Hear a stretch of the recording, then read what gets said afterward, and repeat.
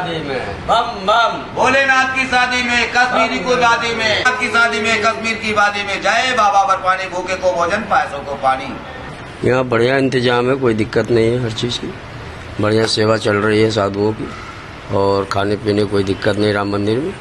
और यहाँ से जो आतंकी हमला हुए हैं, तो ये योगी मोदी जो है सिंदूर ऑपरेशन लगाया है, तो उसको मुंह तोड़ जवाब देते जा रहे हैं, और यात्रा बढ़िया चलेगी, कोई इसमें दिक्कत की बात नहीं है। और 2001 से हम यात्रा कर रहे हैं, हमारे सामने से कई बार हादसे हुए, लेकिन अमरनाथ की यात्रा नहीं रुकी, यात्रा तो चलेगी और चलना है। 2001 से यात्रा कर रहे हैं, हमारे आत्मा में तो शिव जी ही विराजमान रहते हैं, उनकी आत्मा में, ये चरणों में उनके हम सदा गुणगानी करते रहते हैं, और कोई दिक्कत की बात नहीं। शिव सदा सबके ऊपर हाथ रखते हैं।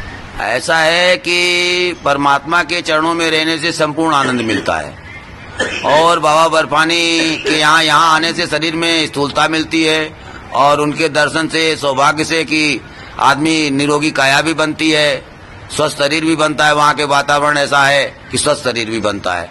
तो उनके पास यहाँ तक तो आने में कोई दिक्कत नहीं होती, यहाँ से वहाँ तक पहुँचने में बहुत इतना होता है, सोच लगती जल्दी से जल्दी वहाँ पहुँचे उनके चरणों में, और उनका अर्पण करें, देखें, दर्शन करें, उनके चरणों में सेवा करें, उनकी पूजा करें, अर्चना करें। नहीं, ऐसा तो पहले बहुत होता था, अब तो बहुत कम है। जब से योगी सरकार और मोदी सरकार आई, जब से तो बहुत कम है, 0% है। अब तो सब संपूर्ण सुरक्षा है। पिछली बार झंडा आरोहण हुआ था, उसमें भी डर बनाया गया था ऐसा कि तो हुआ था, हो सकता है अमरनाथ में कुछ हमला वगैरह कर दें, तो हम लोगों को रात्रिकाल में ही भगाया गया, सबको मतलब वहां से हटाया गया, क्योंकि भक्तों में कोई ऐसा ना हो कोई परेशान हो जाए, किसी को चोट हो जाए, लग जाए, भंडारे वगैरह सभी को रात में ही निकाल दिया गया था संपूर्ण सुरक्षा के साथ। लेकिन ऐसा कुछ नहीं, परमात्मा का जो किया हुआ है वही होगा। बाकी ये तो जड़ जमीन की लड़ाइयां हैं जो तो चलती ही रहेंगी हमेशा, कभी खत्म नहीं। पहले राजा महाराजा थे, वो भी लड़ते थे। आज ये है दूसरी तरीके से 21वीं सदी है, बंदूकों गोलों से हो रही है।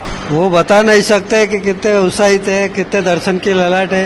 ये प्रभु से कृपा है कि जल्दी से जल्दी यात्रा चालू हो, और हमें भी शुभ मंगल दर्शन मिले, और सनातन धर्म में सदा चलता रहे।